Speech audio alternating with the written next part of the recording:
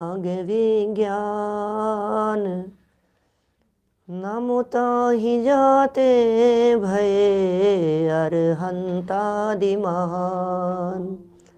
करि मंगल करि हो महा ग्रंथ करन के काज। जाते मिले समाज सब पावे निज पद राज। पावे निज पद राज। इस भवतरु का मूल एक जानहु मिथ्या भाव। ताको करि निर्मूल अब करिए मोक्ष उपाव। करिए मोक्ष उपाव। मोक्ष मार्ग प्रकाशक नामक यह ग्रंथ है। आचार्य कल्प पंडित प्रवर टोडरमल जी साहब की अनुपम रचना। मोक्ष तत्व के संदर्भ में हमारी क्या भूलें रह जाती है, मोक्ष तत्व के संदर्भ में अज्ञानी जीव का चिंतन किस प्रकार का होता है। अज्ञानी दिखता है समझदार, क्या बोलो, कुछ समझ में आ रही है बात? है तो अज्ञानी लेकिन दिखता है समझदार, क्योंकि बातें करता है ज्ञानियों जैसी, बातें करता है पढ़े लिखे लोगों जैसी। बातों से ऐसा फील होता है कि जैसे ये तो बहुत ज्ञानी है। अरे अरे मोक्ष में क्या होता है? अरे भैया मोक्ष जानते हो आप? जन्म मरण नहीं होते, मोक्ष के अंदर परमानेंट अवस्था होती है। वो वहाँ सारे गेयों का जानना होता है, तीनों लोकों में पूज्यपना होता है। तो बातें तो ऐसी लग रही है जैसे मोक्ष के संदर्भ में बहुत सारी इसको नॉलेज हो, मोक्ष के बारे में बहुत सारी बातें जानता हो। लेकिन सच्चाई यह है कि कहीं ना कहीं अंतर के कोने में भूल रह जाती है। उस भूल को यहाँ पंडित जी साहब निकालने का प्रयत्न कर रहे थे और बहुत सारी बातें कही कि भैया इसमें कोई बहुत बड़ा काम नहीं कर लिया तुमने मोक्ष के बारे में, यदि इतनी बातें जान ली है तो। ऐसी बातें तो सब जानते हैं मोक्ष के बारे में, सबको इच्छा होती है। दुख दूर करने की इच्छा किसे नहीं होती? ज्ञेय को जानने की इच्छा किसे नहीं होती है? लोक में हमारा मान सम्मान हो, पूज्य पद की प्राप्ति हो, ऐसी इच्छा किसे नहीं होती? हर व्यक्ति को इस प्रकार की इच्छाएं देखी जाती हैं। दुख दूर हो जाए सब चाहते, जगत के पदार्थ ज्ञान का विषय बने, ज्ञेय को जाने, इसको जानूं, मुझे पता लग जाए, सब चाहते। और लोग मेरा मान सम्मान करें, लोक में पूज्यपना हो, ये भी सब चाहते हैं। तो बोले जगत के जीव जो इच्छाओं से दुखी हैं और तुम जो इन तीन प्रकार की इच्छाओं को धारण किए हो, अपनाए बैठे हो, हम तुमसे ये पूछते हैं कि इन दोनों में क्या अंतर रह गया? सूक्ष्मता में जाकर के देखोगे तो दोनों एक ही समान दिखाई देंगे। कल हमने आपको समय सार की गाथा का उदाहरण देकर के बात प्रस्तुत की थी कि भैया कर्तापन की मान्यता तो एक जैसी है। एक ने ज़्यादा बड़ा कर्तापन माना और दूसरे ने थोड़ा सा कर्तापन माना, लेकिन कर्ता तो दोनों ही है ना। कर्तापन की मान्यता तो दोनों की ही दिखाई दे रही है। बोलो, समझता ही नहीं है, ये मानता है, इसके कुछ गले नहीं उतरती है बात। क्या कहें? नहीं साहब, मैं तो इसके लिए कोई बड़ी भूल थोड़ी ने, इसमें क्या हो गया? क्या भगवान सब बना रहे हैं, ईश्वर सृष्टि का करता है, मैंने इस जीव को बचा लिया। क्या दृष्टि है, देखो तो सही आप। मैंने इस जीव को बचा लिया, बोले तेरी ये जो मान्यता दिखाई दे रही है, ये मान्यता बिल्कुल दुनिया को बनाने वाले भगवान है, ऐसा भगवान के कर्ता धर्तापन की मान्यता के समान है। लो, अरे नहीं, हम भगवान को कर्ता धर्ता तो नहीं मानते, लेकिन मैं तो बचाता हूं ना। क्या बारीकी है, भगवान तो नहीं है कर्ता धर्ता, भगवान जगत के कर्ता धर्ता नहीं है, लेकिन मैं तो करता हूँ, मैं तो बचाता हूँ जीवों को। मैंने तो किया है साहब, मैंने तो बिजनेस चलाया है, मैंने तो पैसे कमाए हैं। ये मैंने की मान्यता बैठी रहती है।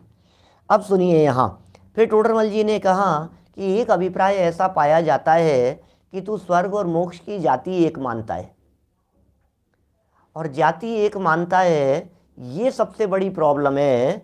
क्योंकि स्वर्ग से अनंत गुणा सुख तू मोक्ष को कह रहा है, अब स्वर्ग की जाति का सुख अलग प्रकार का है, मोक्ष की जाति का सुख अलग प्रकार का है। मोक्ष में अतीन्द्रिय जाति है, स्वर्ग में इंद्रिय जन्य सुख है। इंद्रिय जन्य सुख क्या है? अरे भैया इसकी तो खूब उड़ाई है, सुखाभास है। सपरम बाधा संयम विच्छिन्नम बंध कारणम विषमम जम इंद्रिये ही लब्धम तम सौख्यम दुखमेव तहा। प्रवचन सार में लिखा कुंद कुंद आचार्य देव ने, इंद्रिय सुख सुख नहीं दुख है, विषम बाधा सहित है बंध का कारण दुखद परतंत्र है विचिन्न है। भैया क्या कहें, दुख है, दुख क्या, इंद्रिय सुख सुख है ही नहीं, वहां सुख है ही नहीं, वो तो दुख है। तो इंद्र में सुख है क्या? कि सुख तो है ही नहीं इंद्र अवस्था में, इंद्र तो दुखी है। स्वर्ग के देव तो सुखी हैं। मैं कभी कभी बहुत पहले बचपन में ही कहो माने आदि से ज़्यादा उम्र बीत जाने, मतलब उससे पहले की बात कह रहा हूँ। मैं प्रवचन में एक बात कहता था कि भैया स्वर्ग जो है ना, स्वर्ग उसमें सुख मानते हैं जो लोग, इंद्रादिक में सुख मानते हैं जो लोग, हम उनसे पूछते हैं एक प्रश्न फिर दूसरा प्रश्न। पहला प्रश्न ऐसा पूछा करता था मैं, इस संसार में सुख है या नहीं है? क्या जवाब मिलेगा? सामने से कोई भी समझदार व्यक्ति, कोई भी शास्त्र पढ़ने वाला, पढ़ाने वाला, समझने समझाने वाला, थोड़ा बहुत भी समझदार, नहीं भैया, या संसार में जीव सुखिया कोई नजर नहीं आता। नहीं भैया, संसार में तो सुख नहीं है। पक्का? कि हाँ बिल्कुल पक्का, संसार में सुख नहीं है। अच्छा, अब हमारा नेक्स्ट क्वेश्चन कि ये जो स्वर्ग है, ये स्वर्ग, ये जो देवगति है, ये स्वर्ग देवगति, ये संसार में है या संसार के बाहर है? दूसरा क्वेश्चन, साहब ये तो संसार में ही है।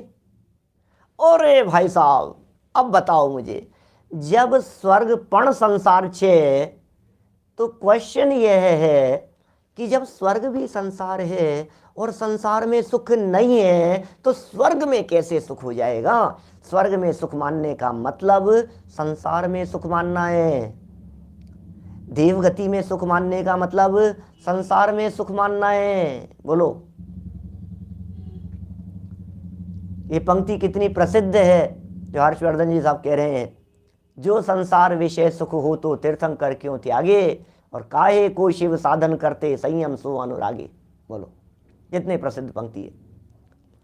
स्वर्ग में यदि सुख होता, स्वर्ग में सुख कहने का मतलब, देवों में सुख कहने का मतलब क्या, संसार में ही सुख कहना हो गया ना। और आप पहले इस बात को कबूल कर चुके हैं कि संसार में सुख नहीं है। आप पहले इस बात को दृढ़ता से स्थापित कर चुके हैं, संसार में सुख नहीं है, संसार में तो दुख है। एक पक्षीय बात है, संसार में सुख नहीं है, संसार परिभ्रमण महादुख रूप है। तो फिर आज आपने ये कैसे कह दिया कि स्वर्ग से अनंत गुना सुख मोक्ष में होगा? इसका मतलब आप स्वर्ग में सुख मान रहे हैं, उससे अनंत गुना, वो कैसे होगा? बोलो, कितना गजब का लॉजिक देते हैं पंडित जी साहब। ये सब बात थोड़ी बहुत मोटे मोटे तौर पर कल हम आपके बीच में पढ़ चुके थे, और जाति के संदर्भ में, इनकी जाति के संदर्भ में एक बहुत सुंदर एग्जाम्पल दिया था किसी व्यक्ति के गाने का। तो गायन का एग्जाम्पल दे करके बात समझाई गई थी। गायन का स्वरूप नहीं जानते, कोई उत्तम पुरुष कोई सराहना करते हैं, प्रशंसा करते हैं, ये भी साथ साथ में करने लगता है, ये भी ऐसा कहने लगता है कि नहीं बहुत अच्छा, बहुत अच्छा, तुम्हें अच्छा क्यों लग रहा है ये तो बताओ, क्या तुम्हें अच्छा क्यों लग रहा है? सभी को अच्छा लग रहा है, इसमें क्या है, अच्छा है, सभी को अच्छा लग रहा है। अरे लेकिन क्यों अच्छा लग रहा है ये तो बतलाइए आप। पता नहीं भाई साहब। तो इस तरह से मोक्ष को उत्तम मानता है। प्रश्न उठाया था 233 की लास्ट लाइन में, आज 234 नंबर पेज से आगे बढ़ेंगे हम लोग। यहाँ वह कहता है, शास्त्र में भी तो इंद्रादिक से अनंत गुना सुख सिद्धों के प्ररूपित किया है। मैं थोड़ी ना कह रहा हूँ, मैं तो शास्त्र की बातें करता हूँ भाई साहब। तुम जैसे पंडित लोग पता नहीं कहाँ कहाँ की बातें करते हो, हम तो शास्त्र की बातें कर रहे हैं। लो, शास्त्र की बातें। टोडरमल जी जवाब देते हैं, उत्तर सुनो। शास्त्र में क्या क्या लिखा है तुम्हें अंदाजा है क्या? क्या क्या मानोगे तुम शास्त्र की बातों को? लकीर के फकीर मत बनो, भाव समझो, अभिप्राय समझो। कई तरह के सत्य होते हैं, वचनात्मक सत्य। हर एक एक एक वचन को सत्य मत स्वीकार करो, इस वचन के पीछे छिपे हुए अभिप्राय को समझो। कहने का अभिप्राय क्या है, कहना क्या चाहते हैं ये वचन कह करके। एक वाक्य दूसरा दिया टोडरमल जी साहब ने यहाँ, बताओ। जैसे तीर्थंकर के शरीर की प्रभा, क्या तीर्थंकरों के शरीर की प्रभा को, माने शरीर का जो तेज है, कहते हैं ना अपन, वो पढ़ते हैं प्रभु पतित पावन स्तुति में है, कोटि रवि शशि को हरे। क्या क्या लिखा है? वसु प्रातिहार्य अनंत गुण युत कोटि रवि शशि को हरे। और देखो, ये तो लिखा प्रभु पतित पावन स्तुति में। एक जगह लिखा आपने वो नंदीश्वर द्वीप की पूजन की जयमाला में, वहां क्या लिखा? कोटि शशि भान, कोटि शशि भान है, कोटि शशि, शशि मतलब चंद्रमा और भान मतलब सूर्य। कोटि शशि भान द्युति तेज छिप जाते हैं, महावैराग्य परिणाम ठहराते हैं। हे जिनेन्द्र देव, वहां की प्रतिमाओं का ऐसा वर्णन किया जिसे देखने मात्र से करोड़ों सूर्य और चंद्रमाओं का प्रकाश भी फीका पड़ जाता हो। बोलो, कैसे कैसे प्रयोग किए हैं। करोड़ों सूर्य और चंद्रमाओं का प्रकाश, क्या सहस्र रश्मि ऐसा कहकर के भक्तामर में इस तरह के प्रयोग किए। अब ये सब प्रयोग आपको दिखा दिए। तो ये कह रहे हैं तीर्थंकर के शरीर की प्रभा को सूर्य प्रभा से कोटि गुनी कही, करोड़ों गुना कहा गया। उनका तेज, देह का तेज, वहां उनकी एक जाति नहीं है, वहां उनकी जाति एक नहीं है, परंतु लोक में सूर्य प्रभा की महिमा है। उससे भी अधिक महिमा बतलाने के लिए उपमा अलंकार कहते हैं। बोलो, उपमा अलंकार जानते हैं आप? उपमाएं दे दी जाती है। किसी एक अच्छी वस्तु की उपमा किसी दूसरी को दे दी जाती है। सूर्य कोटि समप्रभ, सूर्य के करोड़ों करोड़ों सूर्यों के प्रकाश जितना प्रकाश, दैदीप्यमान प्रकाश भगवान आपके देह में दिखाई देता है। आपकी मुख मुद्रा इतना तेज है आपके, तो फिर कोई व्यक्ति, मूर्ख नादान व्यक्ति इस तरह का तर्क करे सामने से कि अच्छा इतना तेज है, फिर तो भगवान को देख कौन पाएगा? क्योंकि एक सूर्य का तेज ही हमारे को आंखों से नहीं देखा जाता है, और आप कहते हो करोड़ों सूर्यों में जितना तेज है, तो फिर भगवान को तो कोई देख ही नहीं सकता है। फिर तो उनका चेहरा दिखाई नहीं देगा, फिर तो उनकी मुद्रा को कोई देख ही नहीं सकता है। समाधि शरण में बैठे हुए भगवान दिखाई नहीं देंगे। अब क्या कहें भैया, क्या कहें? क्या भैया, आंखों को देखने में रंच मात्र तकलीफ नहीं होती। उदाहरण एक देश लागू होता है। ये उपमा अलंकार का प्रयोग है। हिरणी जैसी आंखों वाली हैं, कोयल जैसी आवाज है, कैसे कैसे कैसे जो उपमाएं देते हैं। रीड बिटवीन द लाइन्स, बस ये महत्वपूर्ण बात है। अविनाश जी भाई साहब सही कह रहे हैं आप। अवनीश भाई क्या कह रहे हैं आप? जो लाइनें कही गई है इनके पीछे का मर्म समझो, इनके पीछे का रहस्य समझो। जो बात कही गई है उसे एज इट इज मत स्वीकार करो।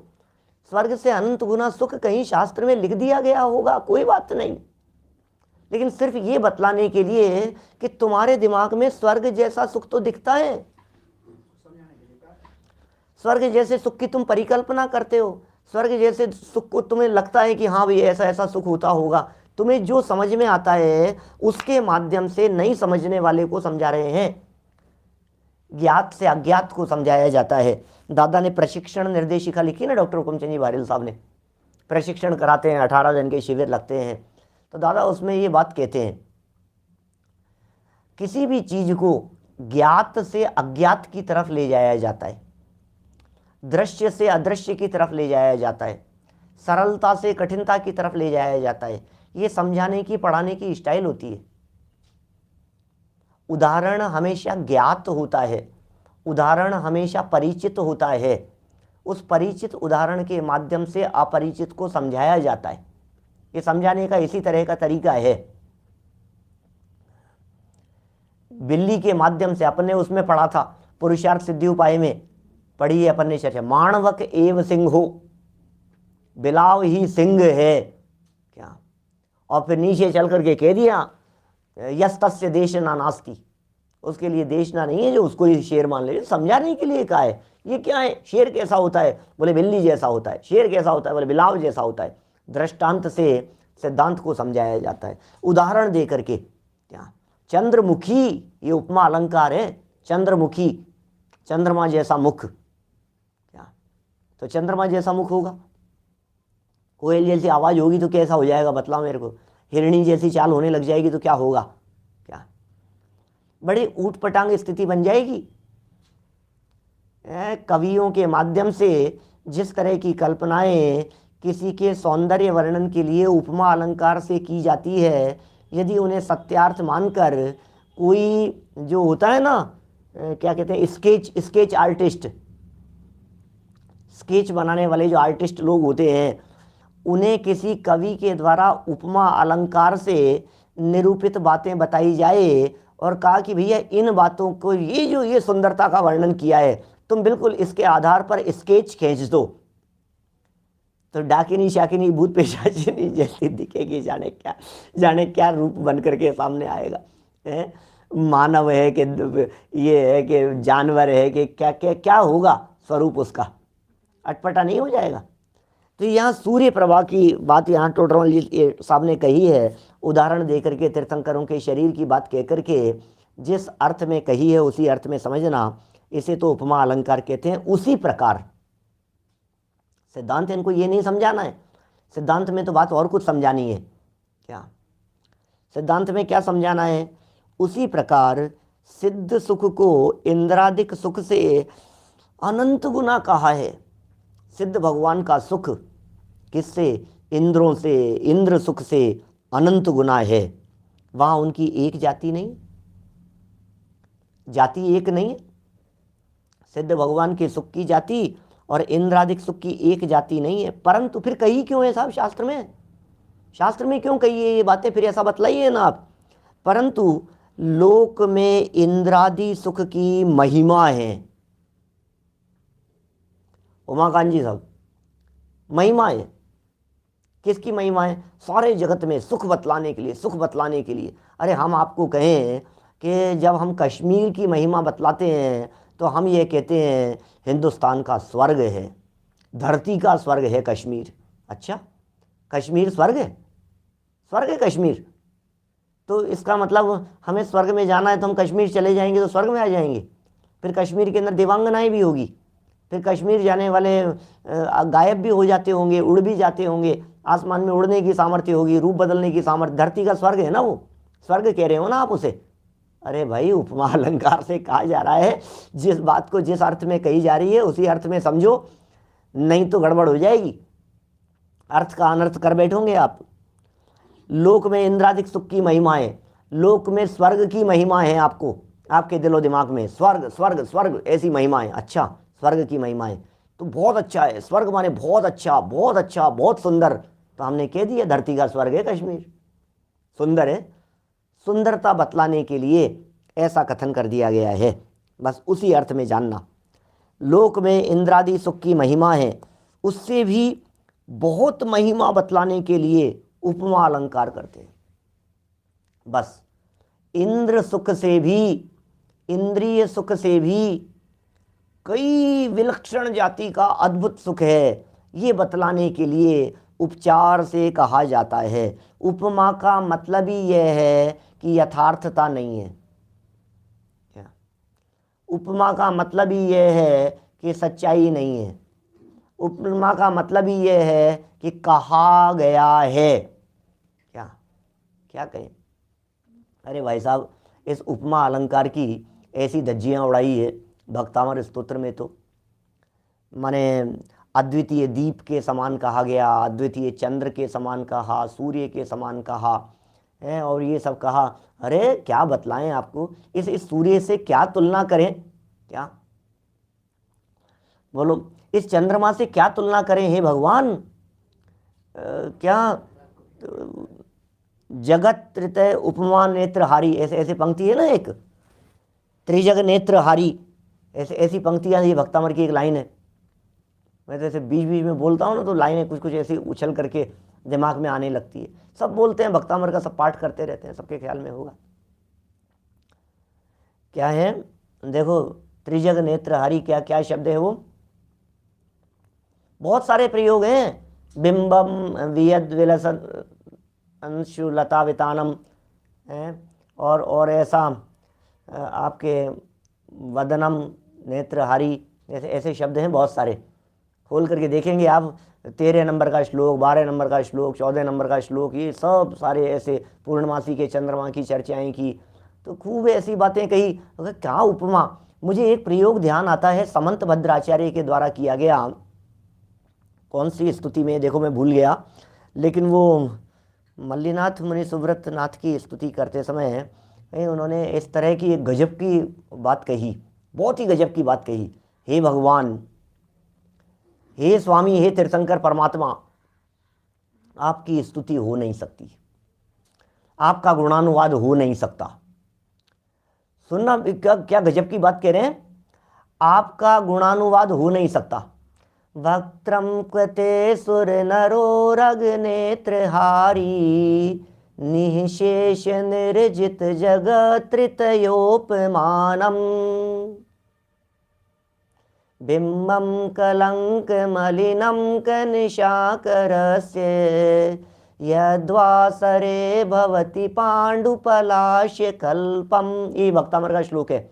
चलिए, मैं तो कहाँ पहुँच गया था, मैं स्वयंभू स्तोत्र पर पहुँच गया हूँ। स्वयंभू स्तोत्र में क्या कह रहे हैं, स्वयंभू स्तोत्र के अंदर कह दिया, स्वयंभू स्तोत्र में क्या कहा, मैं क्या बात कह रहा था आपसे, वहाँ ऐसी गजब की चर्चा की कि किसी की स्तुति तो हो सकती है दुनिया में, लेकिन हे तीर्थंकर परमात्मा, आपकी स्तुति, आपकी भक्ति, आपका गुणानुवाद असंभव है। गजब बात कर दी समंत भद्र स्वामी। हम तो खूब भक्ति करते हैं, हम तो खूब स्तुति करते हैं भगवान की, हम तो खूब उनका गुणानुवाद कर रहे हैं, आप कह रहे हो असंभव है। असंभव, असंभव शब्द के प्रयोग किए, बोलो जितेंद्र जी साहब, असंभव शब्द का प्रयोग किया है, हो ही नहीं सकता है। बोले भक्ति स्तुति गुणानुवाद हो ही नहीं सकता है तीर्थंकर परमात्मा आपका। क्यों नहीं हो सकता है, ये बतलाइए, क्यों नहीं हो सकता है। तो पता है, बोलो उमाकांत जी साहब, क्या अस्पताल में हैं कोविड की वजह से आप, क्या विकल्प नहीं करें, कोई बात नहीं। हमारे बहुत सारे साथी हैं जो अस्पताल से सुनते रहते हैं, ये हमारे विद्वान हैं, शास्त्रीय विद्वान हैं हमारे अच्छे, उमाकांत जी भंड। देखिए, जल्दी स्वस्थ हो जाएंगे आप, ये तो अभी तो सब चल रहा है, और अपन तो सब विद्वान लोग हैं, तो सब अपना तो चिंतन अलग प्रकार का चलता है। देखो पता है तर्क क्या दिया, मैं समंत भद्र स्वामी के तर्क की बात कर रहा हूं, कैसा तर्क है समंत भद्र स्वामी द्वारा दिया गया। वो कहते हैं स्तुति क्या होती है, गुणानुवाद क्या होता है। कोई व्यक्ति मंच पर खड़ा होकर किसी व्यक्ति के बारे में, मंच पर खड़ा हो कोई व्यक्ति और किसी के गुणानुवाद की सभा चल रही हो, तो क्या होता है भाई साहब, वहां बहुत प्रैक्टिकल प्रयोग किया समंत भद्राचार्य देव ने। उन्होंने कहा गुणानुवाद ऐसा होता है जब किसी का सम्मान समारोह होता है, उसके गुणों को बढ़ा चढ़ाकर कहा जाता है,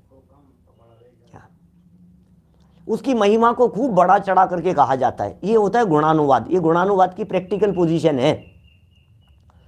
तो समंत भद्र स्वामी कह रहे हैं जब गुणानुवाद में बढ़ा चढ़ा करके कहा जाता है, महिमा बखान करते समय बढ़ा चढ़ा करके बोला जाता है, तो हम आपसे ये कह रहे हैं कि तीर्थंकर परमात्मा का गुणानुवाद करो, गुणानुवाद करो। अरे उनमें अनंत गुण हैं, तुम जितनी स्तुति करोगे बढ़ा चढ़ा करके तो छोड़ो, उनमें जो एक्चुअल गुण हैं उनकी भी स्तुति करने में समर्थ नहीं है। आप कैसे करेंगे ये बताइए।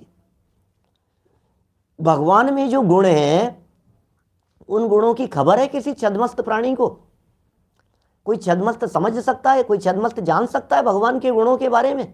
गुण तो हैं अनंत, और वर्णन करते हो कुछ दो चार का, थोड़े बहुत का, तुम कहाँ उनकी महिमा गा सकते हो? इसलिए तीर्थंकरों की महिमा, ज्ञानियों की महिमा है, उनके अनंत सुखादिक की महिमा ये शब्दों से असंभव है।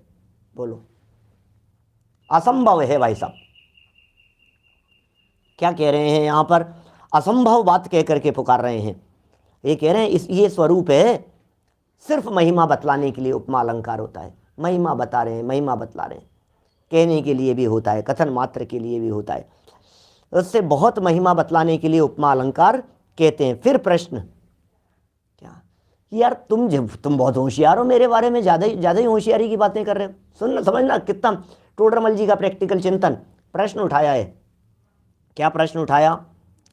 फिर प्रश्न है कि वह मतलब अज्ञानी, मानो अज्ञानी प्रश्न कर रहा है कि मैं सिद्ध सुख और इंद्रादि सुख की एक जाति जानता हूं, ऐसा निश्चय तुमने कैसे किया? बोलो, तुम्हें कैसे पता कि मैं एक जाति जान रहा हूं? जबरदस्ती इल्जाम लगा रहे हो मेरे माथे पे। तुम मेरे ऊपर इल्जाम लगा दोगे कि ये तो एक जाति जानता है, ये तो मिथ्या दृष्टि है, ये तो समझदार नहीं है, ये तो ना समझ है। तुमने कह दिया और हमने मान लिया। नहीं भैया, ऐसा नहीं है, ऐसा नहीं है, ऐसा नहीं है। टोडरमल जी कह रहे हैं हम तेरे बातों से पकड़ रहे हैं, हम तेरे चिंतन से पकड़ रहे हैं, हम तेरे द्वारा अपनाई जा रही ये जो चिंतन की शैली है, बातें हैं, विचार विकल्प हैं, इनसे इस बात को पकड़ रहे हैं कि तू दोनों की एक जाति मान रहा है। यदि तू दोनों की एक जाति नहीं मान रहा है तो हमें कोई ऐतराज नहीं है, अच्छी बात है, मानना भी नहीं है, लेकिन मान रहा है ना? क्या बोलो, मान रहा है ना तू दोनों की एक जाति? ये प्रॉब्लम है। समाधान सुनो। प्रश्न क्या था? एक जाति जानता है तू दोनों की एक जाति जानता है, तो ये तुमने निश्चय कैसे कर लिया? तुमने कैसे जान लिया कि मैं एक मान रहा हूं? कभी कभी क्या होता है, हम दूसरों के बारे में कितनी बातें सोचते हैं। ये जो मोटिवेशनल स्पीकर वगैरह जब ऐसे सेमिनार वगैरह लेते हैं तो इस तरह की बातें कहते हैं ना, कभी दूसरे के बारे में मत सोचो कि वो क्या सोचेगा, वो क्या सोचेगा, वो क्या सोचेगा। अरे वो क्या सोचेगा ये भी यदि आप सोचोगे क्या, तो फिर वो क्या सोचेगा? समझ में आ रही है बात? सारे दुनिया में प्रॉब्लम ही यही है। वो क्या सोचेगा, उसे क्या लगेगा, वो क्या विचार करेगा।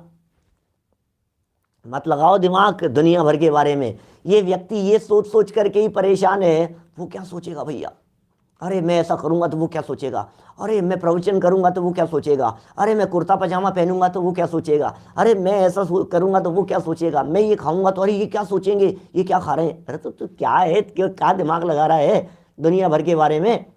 अपना रिमोट दूसरों के हाथ में देता रहता है, रोता रहता है, वो क्या सोचेगा, वो क्या सोचेगा, पड़ोसी क्या सोचेंगे, ये क्या सोचेंगे, मित्र क्या सोचेंगे, समाज वाले क्या सोचेंगे, मंदिर वाले क्या सोचेंगे, मुमुक्षु मंडल वाले क्या सोचेंगे, दुनिया भर के लोग क्या क्या सोचेंगे। और तू क्या सोचता है?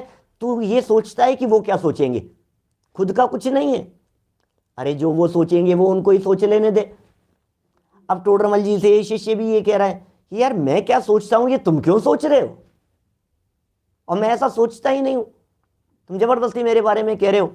तो टोडरमल जी ने कहा जिस धर्म साधन का फल स्वर्ग मानता है उस धर्म साधन ही का फल मोक्ष मानता है। बोल, दिल पर हाथ रख करके कहना, हमारे जितने लोग साधर्मी लोग सुन रहे हैं, नीचे की पंक्तियां अपन पढ़ेंगे नहीं, मैं पढ़ चुका हूं, आप मत पढ़ना। मैं आपसे पूछता हूं एक बात, दिल पर हाथ रख करके कहना, बोलो आराधना कर रहे हैं, आत्मकल्याण के मार्ग पर लग रहे हैं, मोक्ष मिलेगा कि नहीं मिलेगा? कि मिलेगा।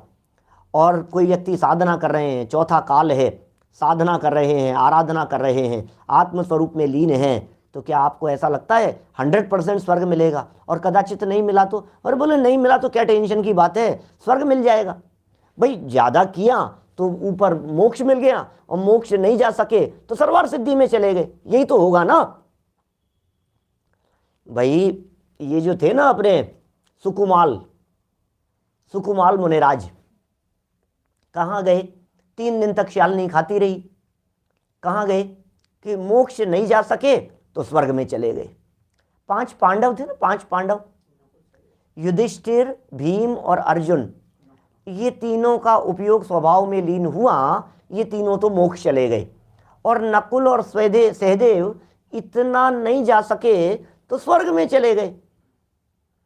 तो बोले आत्म स्वभाव की आराधना करके या तो मोक्ष चला जाएगा, और मोक्ष कदाचित नहीं जा पाएगा तो स्वर्ग चला जाएगा। तो टोडरमल जी ये कह रहे हैं तू एक ही साधन से 2 चीजें मान रहा है, इससे पकड़ में आ रहा है कि जाति एक ही समझ रहा है, रूट एक ही है, तूने ये मान लिया ना।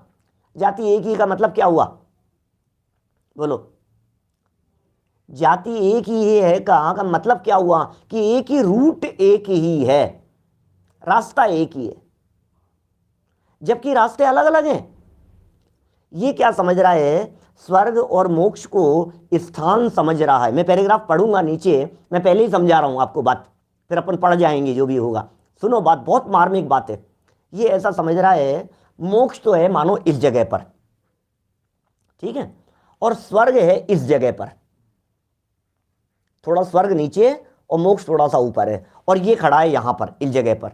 तो ये कहता है कि मैं जाऊंगा तो स्वर्ग आएगा रास्ते में, और फिर क्रॉस करता हुआ मोक्ष चला जाऊंगा, और इतना मेरी गाड़ी का पेट्रोल जल्दी खत्म हो गया तो स्वर्ग में रुक जाऊंगा, इतना पुरुषार्थ नहीं हुआ मोक्ष में नहीं जा पाया तो स्वर्ग तक चला गया। तो रास्ता एक ही दिख रहा है ना, क्योंकि दोनों ऊर्ध्व है, दोनों ऊपर है, ये रास्ता एक दिखाई दे रहा है इसको, इसलिए इसको ऐसा लगता है एक जाति है, और बात भी ऐसी है। बोलो, लोग ऐसा ही सोचते हैं, मोक्ष नहीं तो स्वर्ग, स्वर्ग नहीं तो मोक्ष। और कई जगह पर भक्तियों में, स्तुतियों में इसी तरह की तो लाइनें लिखी है, भक्ति मुक्ति दातार 24 जिन राजवर। 24 भगवान की पूजा है, 24 तीर्थंकरों की पूजा, क्या रास्ता है ना। अब इसमें सबसे बड़ी दिक्कत क्या हुई? इसमें दिक्कत ये हुई कि तूने एक ही रास्ता माना तो यहां तक तो आ गया, अब क्या होगा? अब यहां से ऊपर चले जाना, क्योंकि थोड़ा सा ही तो रास्ता बचा है ना, नहीं होगा। बोलो, सर्वार्थ सिद्धि से मोक्ष में सिद्धालय में बैठे हुए सिद्ध भगवान, उनकी दूरी कितनी है बतलाओ? क्या आइए जैन साहब, वो बड़ा गजब का चिंतन है सौगानी साहब का, वो तो अलग ही बात है कि मुझे मोक्ष से भी प्रयोजन नहीं है। अभी मोक्ष से जिनको प्रयोजन है वो क्या कह रहे हैं? ये कह रहे हैं स्वर्ग और मोक्ष। बोले रास्ते में जाते जाते मैं स्वर्ग तक तो आ गया, मोक्ष नहीं जा पाया, मैं सर्वार्थ सिद्धि में पहुंच गया। अब मोक्ष तो बहुत पास में है ना, सर्वार्थ सिद्धि से मोक्ष कितना पास में है? बोलो, बहुत पास में। कितनी दूरी है? कि सर्वार्थ सिद्धि के ध्वज दंड से 12 योजन ऊपर सिद्ध शिला है, 12 योजन ऊपर, एक बाल का अंतर नहीं है भाई साहब। सर्वार्थ सिद्धि से ध्वज दंड से, उसका जो विमान का ध्वज दंड है, उससे 12 योजन ऊपर सिद्ध शिला है। सिद्ध शिला 8 योजन मोटी है क्या? और उस सिद्ध शिला से टच 8 योजन मोटी सिद्ध शिला, सेंटर से, सेंटर मोटाई की बात करता हूं, फिर उससे जस्ट ऊपर 2 कोस का घनोदधि वात वलय है, फिर 1 कोस का घन वात वलय है, फिर उससे ऊपर 1575 धनुष का तनुवात वलय है, और 1575 धनुष के तनुवात वलय में ऊपर से 1575 धनुष के तनुवात वलय में 525 धनुष तक सिद्ध भगवान है। बहुत ज़्यादा दूरी नहीं है, लगभग 21 योजन के आसपास, मोटा मोटा ऐसा अपन कह सकते हैं। इतनी सी दूरी पर सर्वार्थ सिद्धि से सिद्ध भगवान मौजूद है। क्या एक बाल के अंतर की जो चर्चा है ना, ये एक बाल के अंतर की चर्चा समाज में बहुत चलती है, जगह जगह ये मिसअंडरस्टैंडिंग कहीं से फैल गई है, सुधार लेना चाहिए। आपकी गलती नहीं है, विद्वान लोग भी कभी कभी कुछ बोल जाते हैं इस तरह की गलतफहमी में बात। सुमेरु पर्वत और स्वर्ग, पहला स्वर्ग, पहला दूसरा स्वर्ग, सुमेरु पर्वत की चूलिका और पहला दूसरा स्वर्ग, उसके बीच में एक आड़े बाल का अंतर है। ये है वो एक बाल का अंतर वहां है, जो गलती से वहां समझ लिए, तो भी सर्वार सिद्धि से बहुत ज्यादा दूरी नहीं है। मैंने आपसे पूछा, प्रश्न किया, बोलो सर्वार सिद्धि से मोक्ष कितना दूर है, बतलाओ। तो आपने कह दिया, ये तो फटाफट हमने निकाल दिया, कैलकुलेशन निकाल करके कह दिया लगभग इतना इतना है, 12 योजन, 8 योजन, 20 योजन हो गया, और फिर ये इतना 3 कोस और इतना धनुष, क्या तो बोले ये 3 कोस और कितना कितना धनुष होगा, 3 कोस 1575 धनुष, इतनी दूरी पर है। 1575 में से और कम कर दो तो 1050 धनुष हो जाएगा, है ना, क्योंकि 525 धनुष की काया अवगाहना होती है सिद्धों की। तो आपने फटाफट कह दिया भाई साहब 14 राजू की दूरी है। क्या सर्वार्थ सिद्धि से मोक्ष में बैठे हुए सिद्ध भगवान की दूरी 14 राजू की दूरी है। क्या बात कर रहे हो पंडित जी, 14 राजू, पूरा लोक। निगोद से थोड़ी ना आएंगे नीचे, नित्य निगोद से, कि नहीं 7 राजू तो वापस नीचे आएगा। सर्वार्थ सिद्धि से मध्य लोक में आना पड़ेगा ना मनुष्य बनने के लिए, तो 7 राजू तो नीचे आएगा और 7 राजू ऊपर जाएगा। तो कितनी दूरी है बताओ, 14 राजू की दूरी है। ये व्यक्ति समझ में नहीं आता है, ये कहते पास में, पास में, इतना पास में कह दिया। तो यहां जिस जीव ने ये ऐसा समझ लिया, ये ऐसा समझ लिया कि ये जाते जाते बोले एक ही रास्ता है, स्वर्ग और मोक्ष, मोक्ष नहीं जाएंगे तो स्वर्ग चले जाएंगे। आपकी इस बात को सुनकर टोडरमल जी ने ये निर्णय कर लिया कि तुम्हारे अंदर में स्वर्ग और मोक्ष की एक जाति मानने रूप अभिप्राय बैठा हुआ है। ये पकड़ लिया टोडरमल जी ने। ये सूक्ष्म दृष्टि वाले ज्ञानी जी भी पकड़ पाते हैं भाई साहब, ये पकड़ लिया तुम्हारी जाति एक ही है। बोलो तो सब नहीं है क्या जाति एक, नहीं है क्या, सच्चाई नहीं है क्या, ये मोक्ष जाते जाते स्वर्ग में चले गए, ये सच्चाई नहीं है क्या ये? बोले नहीं है, गलत फहमी है, क्योंकि मोक्ष का रास्ता ऐसा ऊर्ध्व का रास्ता नहीं है, ऐसा मोक्ष का रास्ता ऐसे अंदर का रास्ता है। मोक्ष बाहर की कोई मंजिल नहीं, क्या द्वार उसका आपके भीतर खुला है। बोलो क्या समझ में आई? मोक्ष बाहर की कोई मंजिल नहीं, बाहर की मंजिल नहीं है, ऐसे ऐसे ऊपर देख रहा, ऊपर देख रहा मोक्ष के नाम पर। द्वार उसका आपके भीतर खुला है। तो फिर क्या करें धर्मचंद साहब, बोलो। इसलिए बाहरी घुड़दौड़ को सब रोक दो और भीतर देख लो क्या सिलसिला है। कितना कितना सुंदर लिखा है ये, शायद मेरे ख्याल से राजेंद्र पंडित जी साहब की पंक्तियां हैं, जबलपुर वालों की। बोलो व्यर्थ ना इसको गवाओ इस कदर, बड़ी मुश्किल से ये मानव तन मिला है। काम क्या करें? डूब कर अपने में खुद को जान लो, जैन दर्शन की यही तो एक कला है। आज शाम को विशेष चर्चा करने वाला हूं मैं युवा शिविर के अंतर्गत। आपको आपके घर पर, आपके मोबाइल पर, लैपटॉप पर मिलेगी चर्चा, युवाओं के लिए, साथियों के लिए। हम कहाँ आ गए हैं, कितनी अपने क्रॉस कर लिए, कितने लेवल हमने क्रॉस कर लिए, कौन सी जगह पर आकर के खड़े हो गए। व्यर्थ ना इसको गवाओ इस कदर, बड़ी मुश्किल से ये मानव तन मिला है। और डूब कर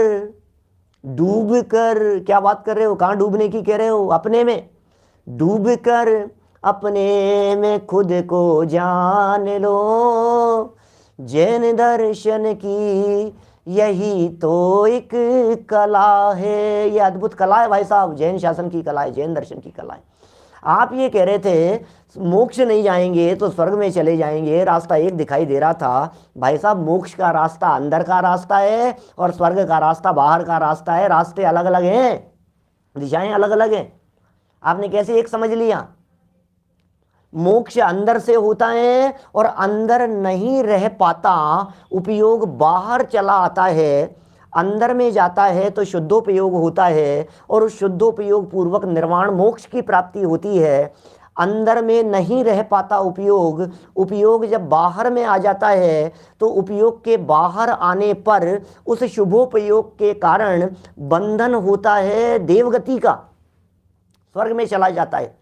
तो देवगति में जाने के लिए रास्ता उपयोग बाहर की तरफ और मोक्ष में जाने के लिए उपयोग का रास्ता अंदर की तरफ।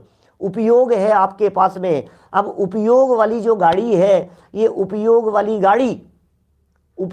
गाड़ी यदि शुभ की तरफ चल रही है तो स्वर्ग में चला जाएगा, और उपयोग वाली गाड़ी बाहर की जगह अंदर की तरफ चले गई तो बोले मोक्ष चला जाएगा। तुमने रास्ते एक समझ लिए, जाति एक समझ ली, ये तुम्हारी महाभूल है। ये टोडरमल जी साहब कहना चाहते हैं। होगी सिद्धशिला ऊपर।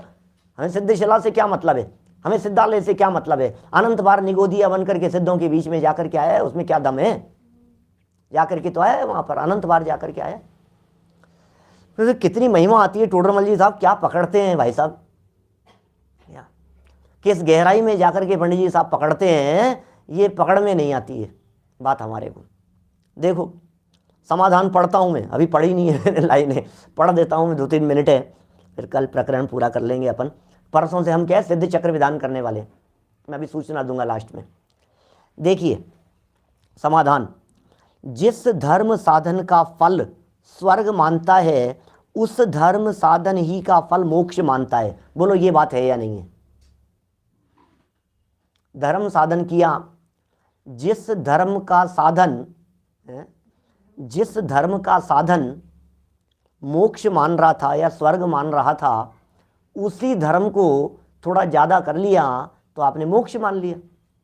आ गई ना वही बात, जो मैंने आपको जो लाइन समझाई है, जो बातें समझाई है इतनी देर में, ये वही तो कह रहे हैं पंडित जी साहब। बोले एक ही साधन मान रहा है, कोई जीव इंद्रादि पद प्राप्त करे है और कोई मोक्ष प्राप्त करे, एक ही साधन मान रहा है। ये समझ रहे? कोई जीव तो एक ही साधन, एक ही काम तो एक ही करना है, और बोले इस साधन को करते करते कोई जीव मोक्ष में चला जाएगा और कोई कुछ कम कर पाएगा तो स्वर्ग में चला जाएगा। वहां उन दोनों को एक जाति के धर्म का फल हुआ मानता है, एक ही जाति के धर्म का फल हुआ मानता है। क्या आलोक जी भाई साहब कारंजा से बोलो, ये कितनी बड़ी भूल है कितनी बड़ी भूल है। हम सब विद्वान लोग मिलकर के बोलो क्या ऐसा ही प्रतिपादन नहीं करते हैं? क्या हम लोग ऐसा ही नहीं समझते हैं? मोक्ष में नहीं जाएगा तो स्वर्ग की तो गारंटी है यार, चिंता मत कर, अपने में समाने का प्रयास कर। मोक्ष नहीं जाएगा तो स्वर्ग तो मिल ही जाएगा, मिल जाएगा, स्वर्ग तो मिल जाएगा तुझे, सर्वार सिद्धि में चला जाएगा। अरे 16वें स्वर्ग, तो स्वर्गों की क्या बात कर रहा है? जब मोक्ष की तैयारी चल रही है, थोड़ी कचावट रह जाएगी तो स्वर्ग मिल जाएगा, यही तो कहते हैं। और टोडरमल जी कह रहे हैं कि भाई तेरे इस वाक्य से, तेरी इस भाषा से ये बात पकड़ में आ रही है। एक है, मैं क्या बताऊं, ये सारी बातें यहाँ ये मोक्ष तत्व के अन्यथा रूप की चर्चा पढ़ते हैं भाई साहब, तब तो ये बातें ख्याल में आती है। और फिर जब यहाँ से बाहर निकलते हैं, या समझ लो अन्य प्रकरण चल रहे होते हैं, अन्य शास्त्र पढ़ रहे होते हैं, अन्य जगह पर होते हैं, तो फिर बातें यही आती है कि मोक्ष नहीं तो स्वर्ग तो मिल ही जाएगा। ये बातें मैं कहूँगा, ये बातें मैं कह रहा हूँ आपसे, ऐसी बातें आई।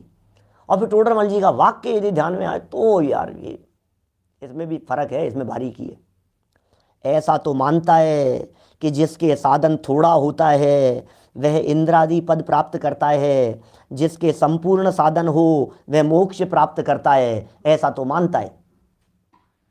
साधन एक ही है, थोड़ा तेज फेंकेगा किसी चीज को तो वहां तक पहुंच जाएगी, और थोड़ी सी स्पीड कम रह गई, ताकत कम रह गई तो थोड़ा बीच में गिर जाएगा, ऐसा समझता है। प्रेशर से जैसे किसी चीज को फेंकते हैं ना, वहां तक जानी चाहिए, तेज ताकत से लगाओ, कि बहुत ताकत लगाई पहुंच गई, कि तुम फेंको कि बहुत ताकत लगाई लेकिन पहुंच नहीं पाई तो फिर थोड़ी कम दूरी पर रह गई। तो ऐसा समझ रहा है क्या? बोलो क्या कह रहे हैं? ऐसा तो मानता है जिसके साधन थोड़ा होता है वह इंद्रादि पद प्राप्त करता है, और जिसके संपूर्ण साधन हो वह मोक्ष प्राप्त करता है, परंतु वहां धर्म की जाति एक जानता है। क्या क्या कह रहे हैं? वहां जाति एक जानता है, ऐसा तो मानता है। क्या इसका मतलब कहीं ना कहीं इनमें भी बात ऐसी है कि बात तो ऐसी है, जो तुम साधन कर रहे हो इसमें कचावट रह जाएगी तो स्वर्ग मिलेगा, बात तो ऐसी ही है, लेकिन तुम जाति एक जान रहे हो। तो समझना क्या है, थोड़ी कचावट जो रह गई है वो उपयोग के बाहर रहने की वजह से है। जो कमजोरी रह गई है उस कमजोरी का फल स्वर्ग है, धर्म का फल मोक्ष है, और जो कमजोरी रह गई है उस कमजोरी का फल स्वर्ग है।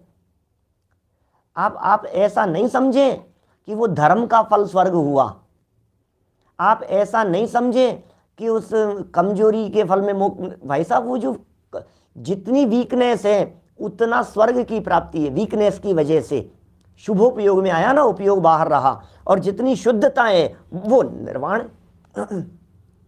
देखिए मैं पढ़ जाता हूं, पूरा तो कल ही करेंगे, समय भी अपना हो गया है। सो कारण की एक जाति जाने, उसे कार्य की भी एक जाति का श्रद्धान अवश्य हो। कारण और कार्य की बात कह रहे हैं, क्योंकि कारण विशेष होने पर ही कार्य विशेष होता है। इसलिए हमने ये निश्चय किया कि उसके अभिप्राय में, हमने ये निश्चय किया कि तेरे अभिप्राय में इंद्रादिक सुख और सिद्ध सुख की एक जाति का श्रद्धान है। महाराज आप ही बता दो, मानूं क्या? क्या समझना चाहिए फिर, है क्या, स्वरूप कैसा है ये तो बतलाओ। तो फिर टोडरमल जी साहब ने आगे बतलाया है, कल इस प्रकरण को अपन संपन्न कर देंगे। अभी की बात को विराम देता हूँ। एक सूचना है छोटी सी, परसों से हम लोग प्रारंभ कर रहे हैं, आज 23 तारीख है, परसों से हम लोग प्रारंभ कर रहे हैं सिद्ध चक्र विधान। मोक्ष मार्ग प्रकाशक 8 दिन हम कंटिन्यू नहीं कर पाएंगे, लेकिन सिद्ध चक्र विधान करेंगे बहुत धूमधाम से। हम प्रातःकाल 8 बजे सिद्ध चक्र विधान प्रारंभ होगा, 2.5 दीप जिनायतन के धरातल पर। 8 से 10:30 बजे का समय है। आपकी स्क्रीन पर भी वो सिद्ध चक्र विधान की पंक्तियाँ आएगी। हम पढ़ेंगे सिद्ध चक्र विधान, सिद्धों की महिमा, सिद्धों का गुणानुवाद करेंगे। सिद्ध चक्र विधान को बीच बीच में समझाते हुए चलूँगा, जहाँ जब प्रसंग आएगा हम उसे समझाएंगे। 8 दिन में पूरा सिद्ध चक्र विधान आपकी स्क्रीन पर, आपके मोबाइल पर होगा। 2.5 दीप जिनायतन जो बन रहा है, निर्माणाधीन है, वहाँ ये 25 दिसंबर से 1 जनवरी तक का विशेष आयोजन सिद्ध चक्र विधान का किया जा रहा है। आद्योपांत विधान पढ़ेंगे, लाभ लेंगे, जहाँ जहाँ महत्वपूर्ण पंक्तियाँ आएगी, अरे ऐसी गहराइयाँ आएगी, मैं इन गहराइयों से परिचय कराऊंगा आपको। सुबह 8 बजे से लेकर के लगभग 10:30 बजे तक का समय होगा, आगे पीछे भी सुन सकते हैं।